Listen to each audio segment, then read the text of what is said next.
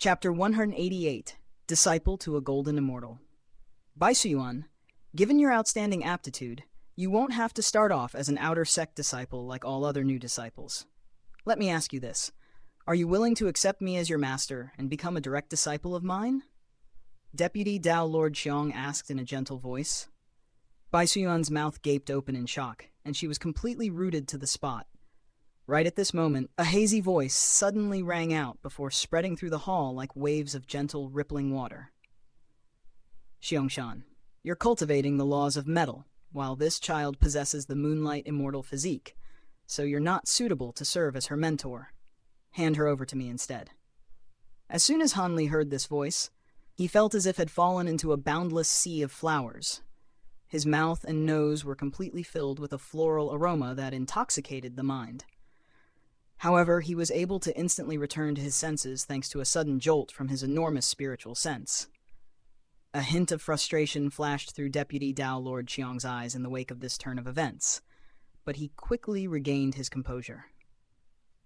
Right at this moment, a ball of white light appeared out of thin air within the hall, and it was so bright that everyone was forced to avert their eyes.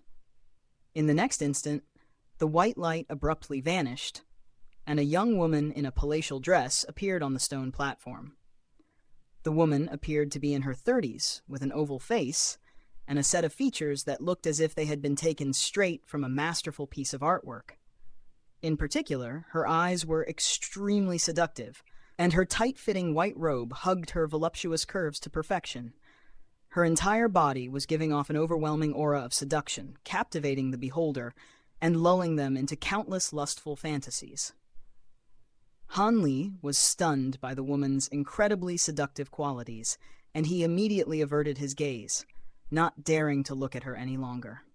At the same time, he began to circulate his spiritual sense, and a cool and refreshing sensation spread through his mind, snapping him back to his senses. Xiangshan pays his respects to Dao Lord Yun. Deputy Dao Lord Xiong greeted as he cupped his fist in a salute. Han Li was initially rather surprised to hear this, but he quickly realized that this was only to be expected. After all, only one of the 13 golden immortal stage Dao Lords of the Blaze Dragon Dao could possess such a terrifyingly seductive aura. He immediately extended a salute as well, while Qi Liang had already lowered his head in a deep bow, not daring to look at the white-robed woman at all. Meanwhile, Bai Suyuan was staring at the woman in a complete daze, clearly already completely intoxicated by the woman's seductive aura. It seemed that her seduction was effective on both men and women. With a wave of the woman's sleeve, a hint of clarity immediately returned to Bai Suyuan's eyes.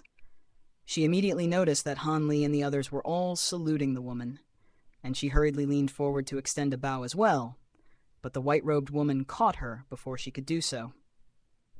"There's no need for such formalities, my child." The woman gently pulled Bai Suyuan closer to her, and the more she looked at Bai Suyuan, the more pleased she became. "Your name is Suyuan, right? Your moonlight immortal physique pairs up quite nicely with my cultivation.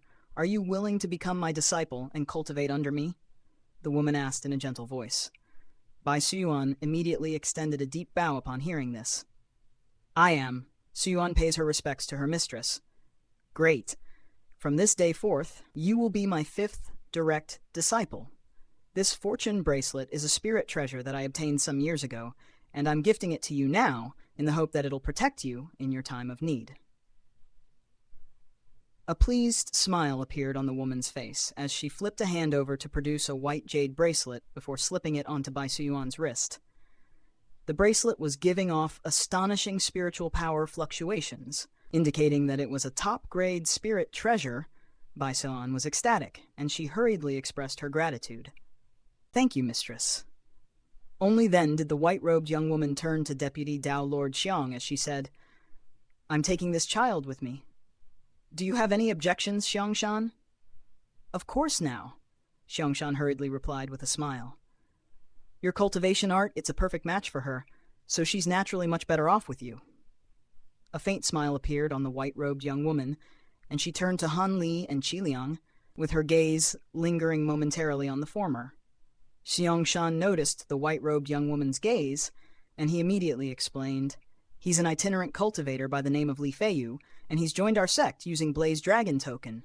I've just examined his aptitude." The white-robed woman's gaze only lingered on Han Li for a moment before looking away in a disinterested manner as she said in a casual voice, "I see. I'll leave these matters to you then. Let's go, Suyuan." She latched onto Bai Suyuan's hand as she spoke, then swept a sleeve through the air, releasing a burst of gentle white light that enveloped both of them. Bai Suyuan hurriedly turned to Han Li, but in the next instant, her vision was obscured by a flash of white light. The white light then vanished in an instant, as did Bai Suyuan and the white-robed woman. Xianxia's smile instantly faded following the woman's departure, and he turned to leave with a dark look on his face.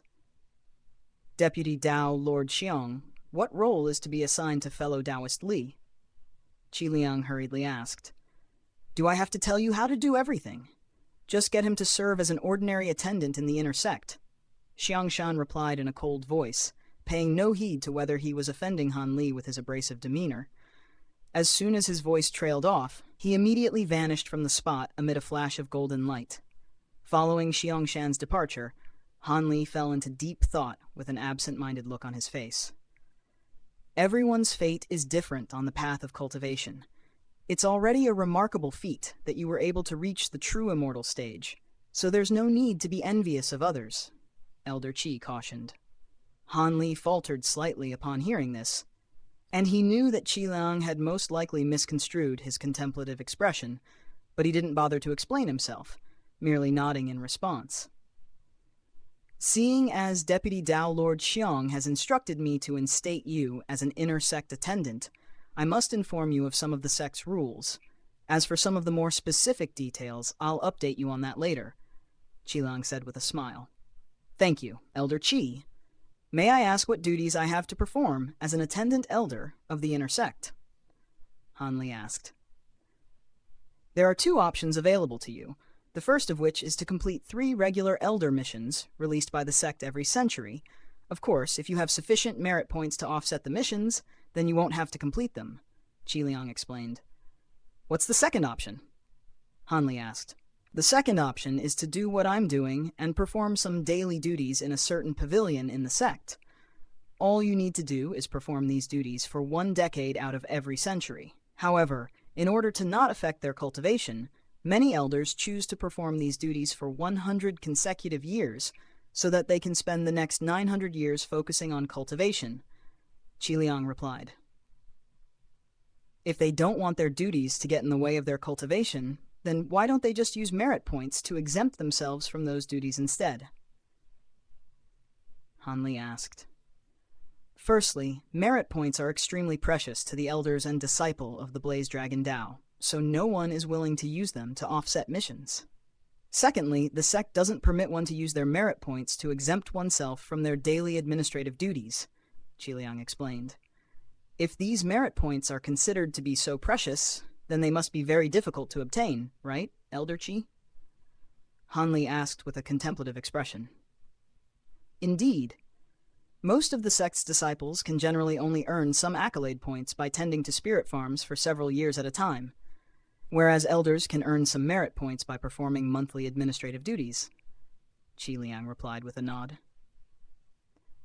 "Then what if I choose to complete regular elder missions instead?" Han Li asked. "Each regular elder mission requires one to perform different tasks, and they also vary in difficulty, so the number of merit points that can be earned from completing each mission naturally varies as well. Generally speaking, mission rewards range from around a dozen to over 100 merit points. Of course, if you make some special contributions to the sect, then you'll be rewarded with additional merit points. You'll become more familiar with this system once you've been in the inner sect for a while," Qi Liang explained in a patient manner. After some contemplation, Han Li decided, "In that case, I think I'll select the first option for my first 100 years in the sect." That's the option that the majority of new elders choose. Come with me. The Abode Assignment Palace just so happens to be nearby as well. I'll take you there so you can select a cave abode, Qi Liang said with a smile. He led Han Li out of the ostentatious palace as he spoke, then rose up into the air before flying toward a nearby mountain. In contrast with the mountain where the ostentatious palace was situated, this mountain was far more lively and bustling. A cluster of red buildings that took up a massive area had been constructed on the mountain summit, with hundreds of palatial structures among them. The giant plaza outside wasn't exactly completely packed, but there was definitely a huge number of people on it. Streaks of light could occasionally be seen whizzing through the air, either descending onto or flying up from the plaza. As the name suggests, the elders and disciples of the Abode Assignment Palace oversee cave abode assignment duties, as well as the distribution of resources, so it's always one of the busiest places in the entire inner sect, Qi Liang introduced to Han Li after the two of them landed on the plaza. No wonder there are so many people here. Looks like you'll have to wait with me for quite some time, Han Li said in an apologetic manner. Not to worry. I'm close friends with Elder Yu of the Abode Assignment Palace, so I can take you to see him right away, Qi Liang replied with a smile. Thank you, Elder Qi. As the two of them passed through the plaza, many of the disciples would greet Qi Liang upon seeing the elder robes that he was wearing, and Qi Liang would respond with slight nods of acknowledgement. Through the palace gates, Han Li could see that this was indeed an extremely busy place. Under Qi Liang's guidance, Han Li was taken to a hall situated in the deepest part of the area. At this moment, there were 7 or 8 people in the hall engaged in a spirited discussion, seemingly arguing about something. Brother Yu, Qi Liang called out as he stepped into the hall with Han Li. A large head with a bright, rosy complexion emerged from behind the 7 or 8 arguing figures, and the head took a glance at Qi Liang and Han Li, then disappeared back behind the small crowd, immediately following which a loud voice rang out. All right, all of you can go back for now. Come back tomorrow and I'll make a decision on your cave abode reassignment requests. The disciples could only cease their argument upon hearing this, then took their leave before exiting the hall. Elder Yu was a portly man with a large head, and he said, "It's been quite a while since you paid me a visit. Who's this?" Despite his unremarkable appearance, Han Li could sense that Elder Yu was also a true immortal cultivator.